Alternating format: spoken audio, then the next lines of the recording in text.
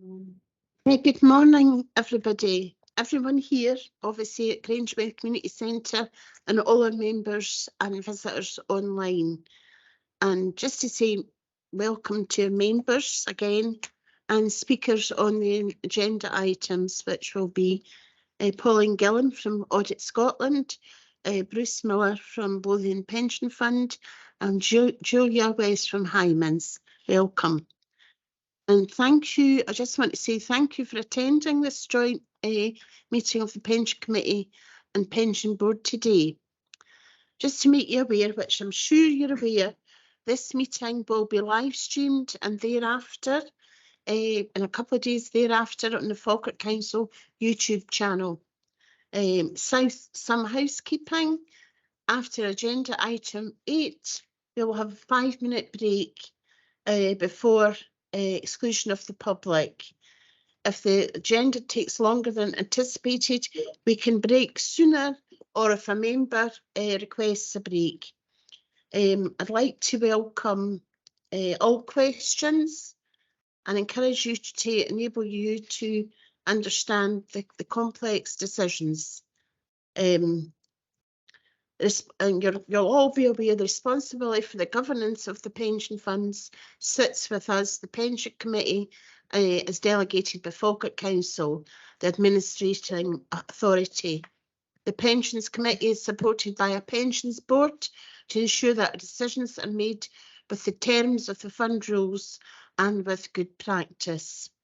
I would also like to mention, before we start the business, to say that the deputation request on divestment has been withdrawn for the moment. However, it's likely to come back in the near future.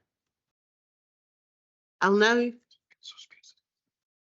Councillor Spears, do you want to say something?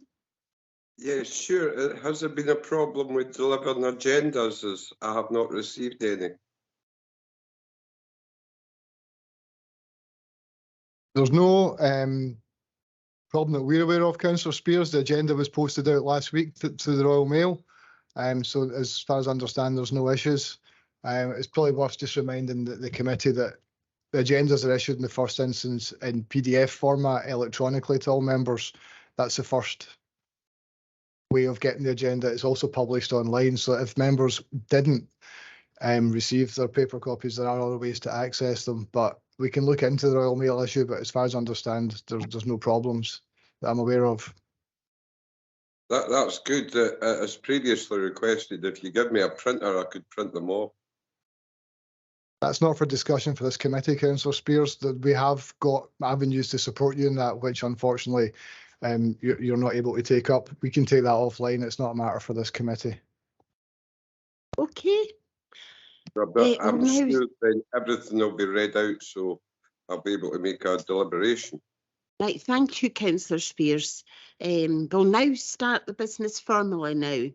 Do we have any apologies, Mr. Peary?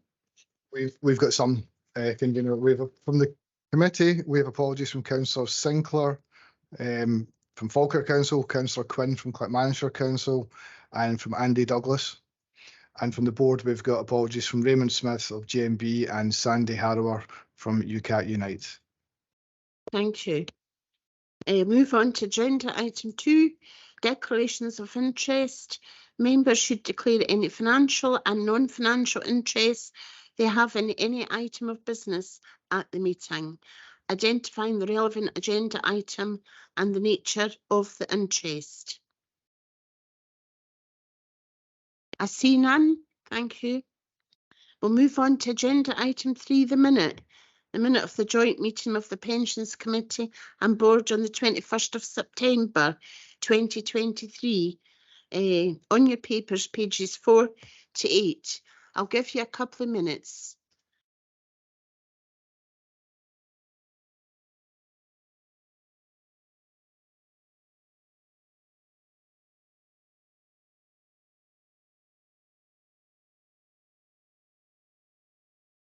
A couple of minutes does seem like a long time, but I don't see any hands up.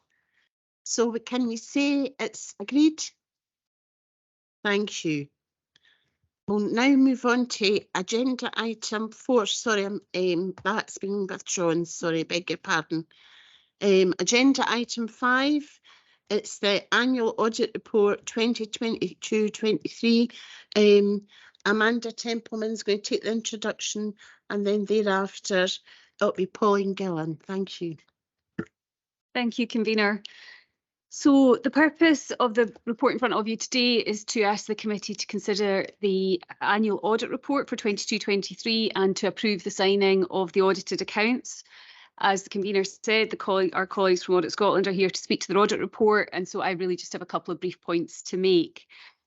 In August, I had explained to the committee and the board that the sign-off of the accounts was likely to be delayed beyond the 30th of September date. This is the first year of the audit rotation, and it is likely that many public sector audits will be signed later than the usual September date, so the fund is not an outlier in this respect.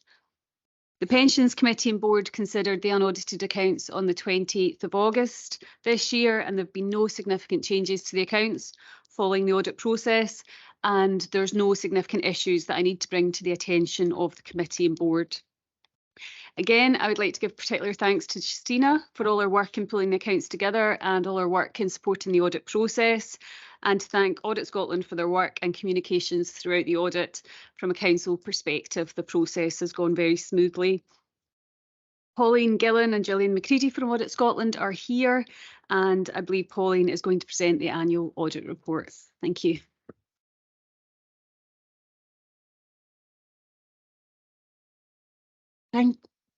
Thank you, Pauline. Thank you. Good morning, everyone. If I could ask you perhaps to turn first of all to Appendix 2 of the Audit Scotland papers this morning. That's our covering letter.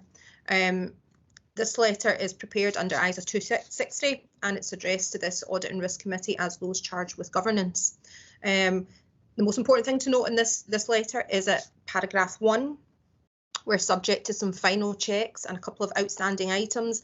I'm in a position to sign off the accounts and provide a clean audit opinion, which is the most important part of this process. A copy of the proposed independent auditor's report is attached at Appendix A of the letter and has also been slotted into the final set of audited accounts, which will be signed later on today, hopefully.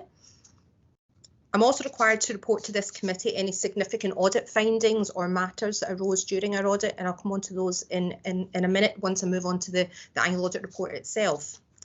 I'm also required to report to you if there are any unadjusted misstatements in the accounts that exceed our reporting threshold. You'll recall earlier in the year when we brought our annual audit plan to you, we outlined our materiality levels and our reporting threshold is £250,000. We had two adjustments that were not misstated that exceed that level, and again I'll come on to those in a bit more detail when I get onto the report itself.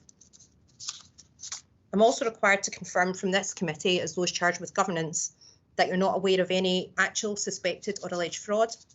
Any events that have occurred since the date of the financial statements, so that's the 31st of March 2023, or any material non-compliance with laws and regulations affecting the pension fund that should be brought to my attention.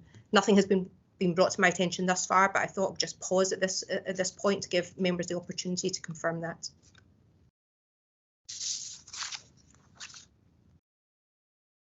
Okay, I'll take silence as positive confirmation. Thank you very much for that. I'm now. Oh, sorry, you're not finished. Beg your pardon. Not yet, not yet. You'll note on the covering letter that we have a couple of outstanding matters there. Those are assurances that we've received, that we need to receive from employer bodies. We've received one of those, and the others we expect to receive later on this morning. Also attached to our covering letter at Appendix B is our draft letter of representation prepared under ISA 580. That is a number of management representations that members will have seen in previous years. It's a standard letter. The only thing that makes this one different for pension funds is at paragraph 11, where we have some specific assurances around the valuation of investments at the year end. So this letter will be signed by Amanda as CFO at the same time that the accounts are signed later today, hopefully. So if I could get you to turn to the annual audit report itself. That's the first paper in the packet, Appendix 1. and page 3 of the report. This outlines the key messages and findings from the audit work we've done this year, separated into a number of sections. So that first section there is on the annual accounts themselves and the work that we've done to confirm the figures in the accounts, and also the 4 wider areas covered by the public sector wider code. So I will take the papers read and won't go into in too much detail, but the first thing I would ask you to turn to is Exhibit 2, which is page 9 of the report. I'm not sure, I think page 15 of your pack, if that helps. So we only had one significant finding or key audit matter to bring to members' attention this morning, and that relates to the value of the investment assets in the accounts.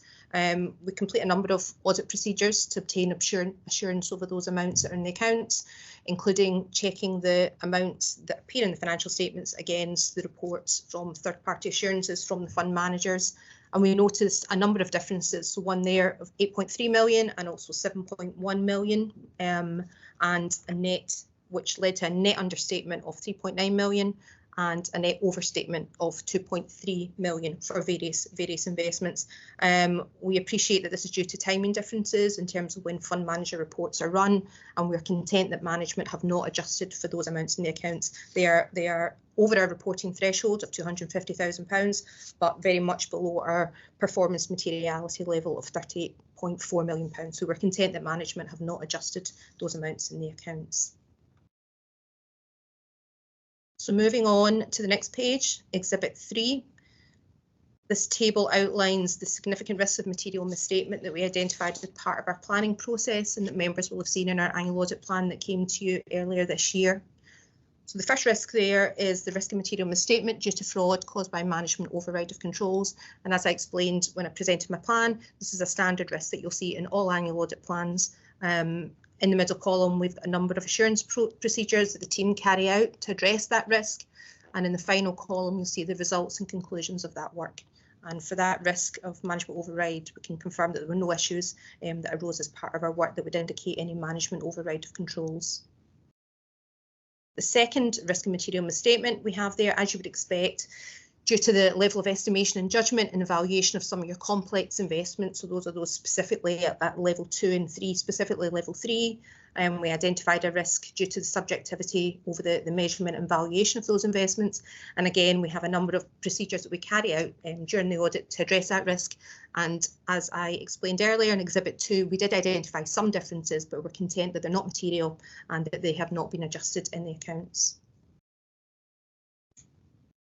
We identified in our plan an area of audit focus, and that is with regard to the actuarial valuation of retirement benefits. And again, that's due to the number of complex actuarial assumptions about the future, including investment returns, contribution rates, etc. As part of our work and in accordance with ISA 500, we're required to do a review of the actuary as management's expert, just to confirm that we're able to rely on those assumptions as being appropriate and reasonable. And I can confirm to the committee that there were no issues identified from this work. The next section there, we have paragraph 23. We have our first recommendation in the report. As part of the work, we agree the figures in the accounts to the trial balance that is derived from the financial systems. In discussion with management, they confirmed that they don't put the year-end investment figures into the trial balance. They just manually take them from the custodian reports and put them into the accounts. This is slightly different from what we would expect to see, and in other audits we would expect all figures to go through the ledger. So there's a wee bit of a discussion just for us to get underneath that and just to understand the process and how management get the figures into the accounts. We were content that there were no issues, but we just did include a recommendation, good practice to enter all transactions into the financial ledger. And you'll see when I go onto the action plan, management have given a response to that recommendation. So just moving through the report at paragraphs 29 to 32, we provide some commentary around about management's financial management arrangements, and we confirm that there's comprehensive reporting. We did include a recommendation there as well about the reporting on a more regular basis to committee. We noticed that after the initial budget paper in March 2022, there were no further reporting of financial monitoring, budget monitoring until the outturn report in December 2022. So we had included a recommendation that there should perhaps consider more regular reporting to this committee, but you'll see that management have given a response in the action plan to indicate that 70% of those figures come from investment management fees, which they wouldn't be able to report until that point. So there would be little value in terms of reporting to this committee more regularly. We have included it as a recommendation, however, but we're content with management's response. Finally, if we move on, our third recommendation comes in the vision, leadership and governance section of the report. So if you go down to paragraph 59, so this relates to further plans in place relating to the task force for climate related financial disclosures. Over the next few years, pension funds will be required to increase the level of disclosure they make with regard to these types of measures. We recommended that the fund familiarise itself with the requirements, because there'll be considerable work required to be done to meet the requirements, and should perhaps consider early adoption of the disclosures in line with best practice. And again, we've got a recommendation for that. So that was all I was going to say. Maybe just move on to the action plan, just for completeness. You'll see there that we have the 3 recommendations that I've just discussed. We have an agreed management action, and you'll see for all 3 of them, management haven't accepted the recommendation. We had considerable discussion with Amanda and the team as part of our clearance process, and we're content with management's mitigating controls in place, and that they're content that what they are doing is appropriate. So we're happy with management's responses, albeit they haven't accepted them and they don't plan to make any changes to them at this point in time. So I didn't want to say anything more other than just to extend my thanks to Amanda, Justina and team for all their support this year. It's been quite a difficult first year of the audit appointment, so many thanks for all their patience and assistance during the year. I'm joined by Gillian, and we'll be happy to take any comments or questions from members. Thank you.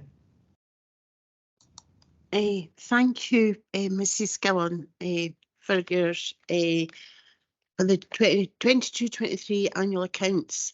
Very detailed work and complex, and I'm sure it's taken a considerable time. At this moment, I'll open it up for any questions for the members here at the committee today. So I'll now formally open it up. Does anybody? Mr. Wilson, I believe you've got a question. A couple of things about the report. Obviously, the actuaries made recommendations now to finance officers at the local authorities about how much funding the pension scheme should be getting from the local authorities regarding employers' contributions. And when you look at Exhibit 4, it's quite worrying that, and you know, the 2022 1st of April, the fund was 82% net assets, and now a year later we're sitting 120%. I mean, that's what I'm reading from this table. Now, when you think that local authorities are and I don't know what the other local authorities, I know like managers being told by the actuary they can reduce their funding now.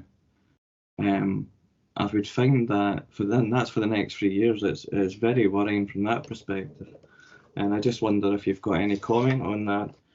The other thing I would raise, which is further on in the actual appendix, I'm trying to see which page is 122 of your report.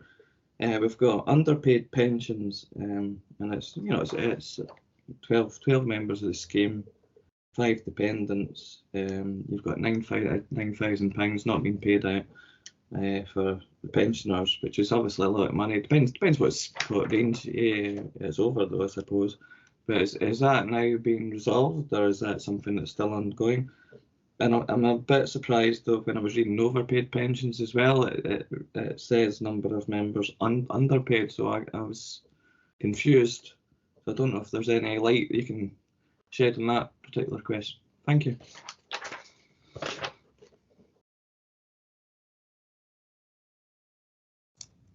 So I think perhaps those are questions for management. In terms of the employer contribution rate, obviously as part of this triennial valuation that's currently underway, there'll be a revised contribution strategy set. So we have not considered that, because obviously it will be for the next 3 years and not the year that we've currently audited. So we will consider that in due course for next year's audit.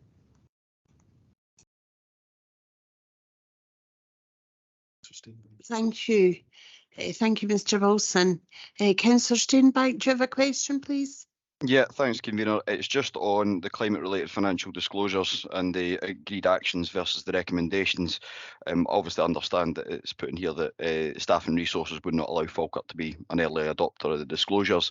Can I just ask what the difference in the time frame from the agreed management action and timing is versus what the recommendation is actually proposing, and what the difference would be if we did adopt the recommendation? Thank you.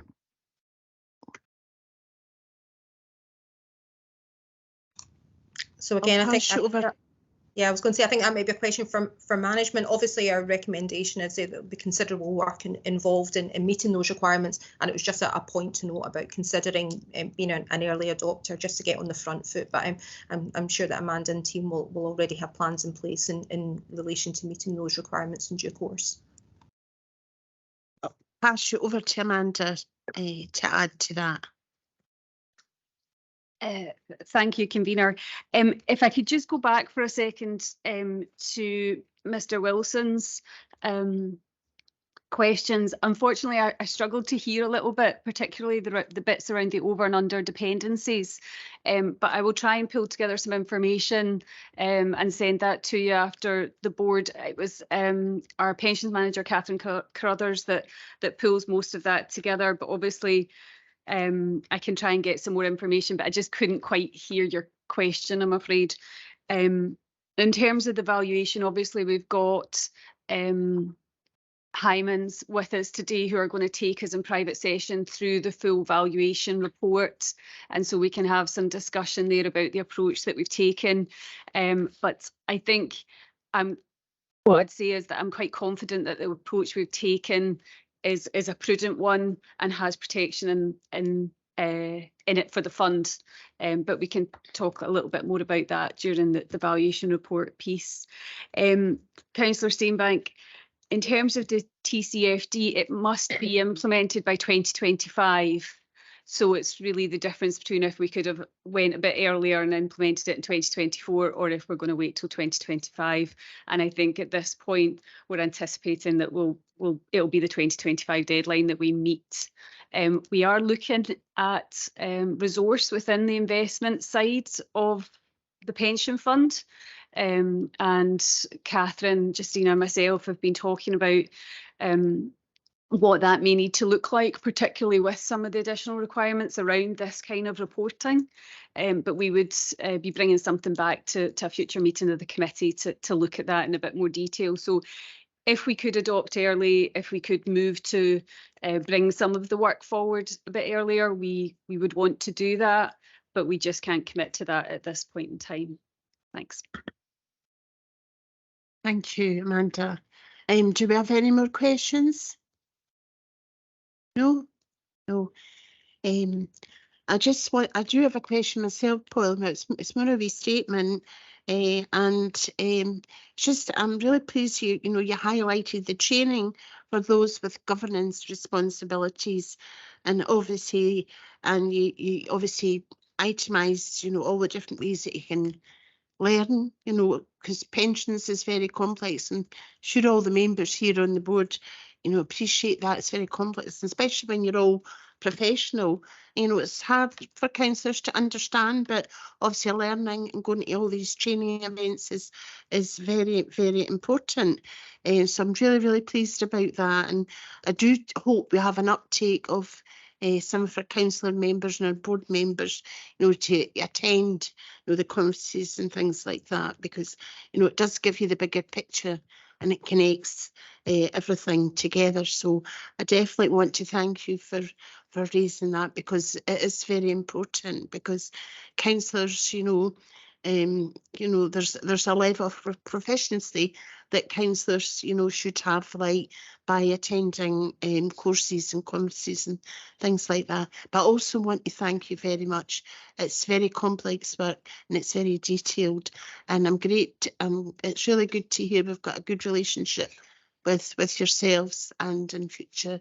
And so thank you very much. And also it's taken a considerable time, I would imagine, to prepare all this report for us today. But thank you again. Thank you. I'm now going to move on now, and I'm moving on to item 6, general governance matters. And it'll be Amanda that will take this report. Thank you. Thank you, convener. So you'll be aware that this is a paper that the pensions manager, Catherine Carruthers, usually presents, providing lots of insight with her technical knowledge of pensions legislation. But unfortunately, Catherine can't make the meeting today in full, so I will give a brief overview of the report and just highlight a few sections.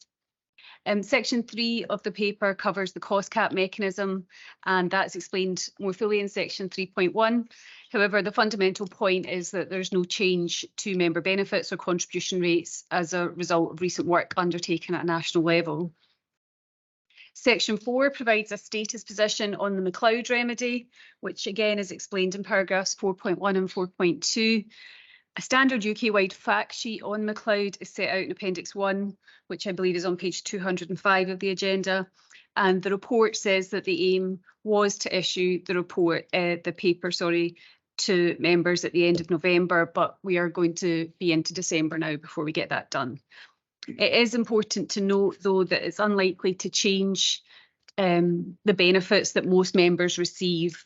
And as the paper notes, that's because the rate of pensions built up is better post-reform for most people. Section 5 covers the Pensions Extension of Automatic Enrolment Act 2023, and that looks to lower the minimum age for automatic enrolment and remove the lower earnings limit for contributions. And the implementation of the required changes of the Act will go out for consultation, so we're expecting to see that soon. Section 6 covers apprenticeships and qualifications for pension section staff. And we are noting that the Local Government Association is looking to set up an LGPS specific qualification, and they've set up a working group to take that forward. And we've just highlighted in the report that Falkirk Pension Fund would be interested in that qualification and potentially setting up that kind of post within the fund. Section 7 notes that 2 employers have now exited the fund, and they've received exit credits with the cessation valuation calculated by Hymans Roberts. And then finally in section 10, we've noted that Douglas McNaughton has resigned as the pensioner representative on the pensions committee. And we would like to thank Douglas for his work and support over the last 4 years. The fund will write to all pensioners in the new year to invite them to apply for the vacant position. And we would aim to have the vacancy filled by the March meeting. I'm happy to take any questions. Thank you. And thank you, Amanda. I'm now going to open up for questions. I see that Councillor Steinbank's got a question. Yeah, it's just on 4.4 and 4.5 in relation to McLeod. It refers to potentially a backlog for cash equivalent transfer values, and obviously there's statutory limits that there's been no breaches of those timescales. Are we at risk potentially of in future breaching those timescales, or are we pretty satisfied that we'll be able to make those payments? Thank you.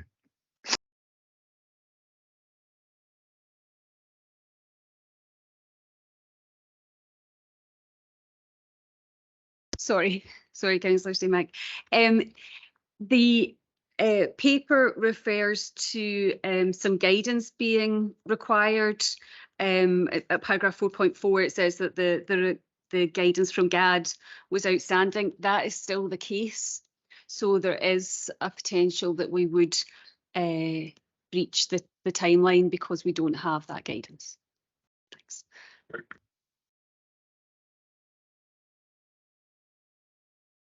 Thank you, Amanda. Do we have any more questions on this? No. I have a question. Oh, sorry, beg your pardon. Councillor Spears. Yes, it's on page 206. regarding the McLeod judgment. I previously raised about low paid people and people on minimum wage who can work for us for many years and retire with very, very low pensions. I don't think this has been covered by McLeod. Can I ask why?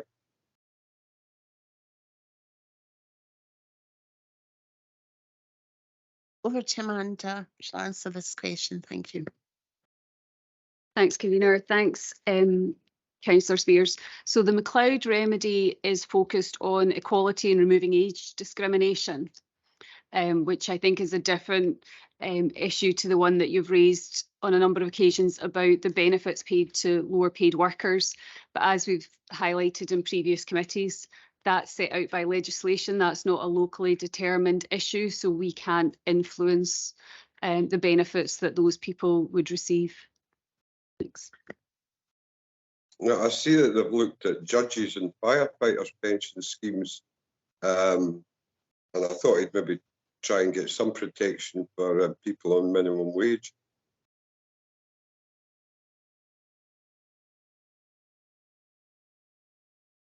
Thank you, Councillor Spears. We're going to move on. Does anybody else have any questions? No. I just want to say, Amanda, I've got a wee question regarding our pensioner representative. Are you able to tell me how many people we have that are retired in the scheme?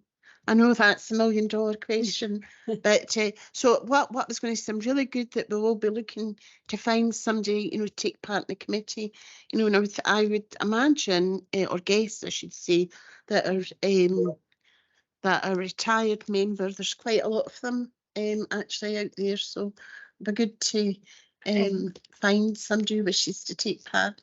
We have around 10,000 members that would be eligible to take the position. That's great. Well done, thank you.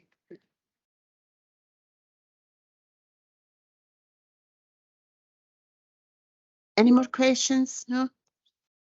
No. So I'm going to actually move on now. I'm going to move on now to agenda item 7, which is investment review, and this will be taken by Bruce Miller from Lothian Pension Fund. Thank you, Bruce. Thanks very much. Yeah, so regular investment review. You'll see in paragraph 3, we talk about you know, various things going on in the markets. The first pause in interest rate hikes after 14 consecutive increases in the UK. Highest 10-year US bond yields in 16 years. US debt being downgraded by Fitch, albeit still, you know, a very strong rating of AA+. But what's going on in the markets? Increase in interest rates is designed to lower inflation over time, and there are signs that that's coming under control. But the fiscal deficit, on the other hand, in major economies, including the UK and the US, are on a fairly unsustainable path. So there are limits to borrowing, and the impact of too much borrowing is that we get rising bond yields. So there's a bit of a tension in the markets there. If the government borrows too much, a lot of supply, bond prices go down and yields go up. I won't talk any further about the detail in paragraphs 3.2 and 3.3, but suffice to say investment markets are responding to the new news on economic momentum and geopolitics that I think you're all very well aware of. Paragraph 4, we cover the fund's strategic allocation. As you know, and a lot of you have attended the training session, that Falkirk, Fife and Lothian are undertaking an investment strategy review in parallel with the actuarial valuation. There's more training for the committee and board coming in Q1 2024. Albert, who's not here today, Emmanuel, who's sitting beside me, and Amanda will be taking that forward. So meantime, ahead of that, The parameters within which Amanda operates are shown in the table in 4.4, and in 4.5 you can see the evolution of that asset allocation across the main policy groups. And if you go to 4.6, that brings you up to date, more or less up to date. And you'll see that there has been some movement in the allocation to equities, which has gone down, and LDI, which are simply index-linked gilts, so that's UK government debt, have gone up. And the reason for that is that yields have risen and they've become more attractive over time. So that's how the allocation is evolving in a gradual way. Paragraph 5 talks about fund performance. Not much to say there, particularly other than the fund has performed relatively well over the long term. That underweight that the funds had to that LDI policy group, the index-linked gilts, has had a positive impact, as you know from prior committee meetings. Bonds have had a very tough time in the last couple of years, and you see that in the tables. All the manager returns are in Appendix 1. Large dispersion of returns because of those very weak bond prices. Equities have been firmer. And then you'll see some detail in Appendix 2 on private market investments. Not a huge amount of change there, but generally an upward drift in the allocation to infrastructure, which includes renewable investments. And the benchmarks are shown in Appendix 3 as usual. So I will leave it there, and if there are any questions, very happy to take those. Thank you, Mr. Miller. I'll open it up now. Does anybody have any questions on this agenda item? Yes, I've got Councillor Steenbank. Thank you. Yeah, thanks, Convener. It's just on 3.3 where it's referenced to the neutral rate of interest. Well, obviously, none of us have a crystal ball. What level could we anticipate that sort of settling to once high inflation's extinguished, is also referred to? And what implications, if that is the way that we're moving, does that have for how the fund will approach investment in the longer term? Thank you. Yeah, so a very, very difficult stroke impossible question to answer. All the economists in the world are trying to work out what the neutral interest rate is. It's obviously cranked up quite significantly in recent times. I would expect with inflation falling that interest rates would probably fall a little bit over time, especially given the challenging economic environment we're in. But it is an impossible question. The one thing I can say is that what you see in the actuarial valuation, the funding level, is the impact of interest rates. And there was mention earlier that the valuation has improved quite significantly, and that's to a large extent because interest rates have gone up and the value of your liabilities has gone down. So does that help? No, I appreciate that. Probably the first half of my question, I think I was just trying to get a bit of a better perspective of how this will sort of impact our investment decisions and how we're looking at things in the longer term. Thank you, Councillor Steenbank. Do we have any other questions at all? And I would just like to say, Mr. Miller, thank you very much. I'm pleased to hear there'll be more training you here to the committee and the board, so I'll look forward to that. Thank you. Good.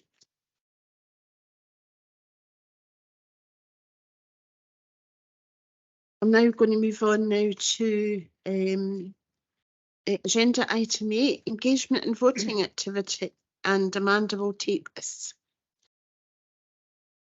Thank you, Convener.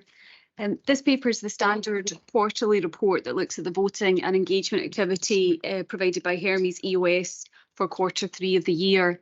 As noted, a highlights report is also uploaded to the SharePoint portal, and the highlights report should be considered confidential. Section 4 of the paper sets out the Hermes EOS approach to responsible investment through engagement, And that is very much the approach that Falkirk Pension Fund has taken. Section 5 highlights that Hermes EOS engaged with 54 companies on 190 issues and objectives. Again, detail on these engagements is included in the highlights report. And in addition, paragraph 5.3 of the paper notes that engagement reports from the Local Authority Pension Fund Forum are also included in the SharePoint portal. The voting activity is set out in section 6. There's no significant issues that I would draw the committee's attention to, but I am happy to take any questions. Thanks. Thanks, Amanda. Do we have any questions? I don't see any hands up. So now, before exclusion of the public, we're just going to have a 5-minute break. Hope that's okay. Thank you.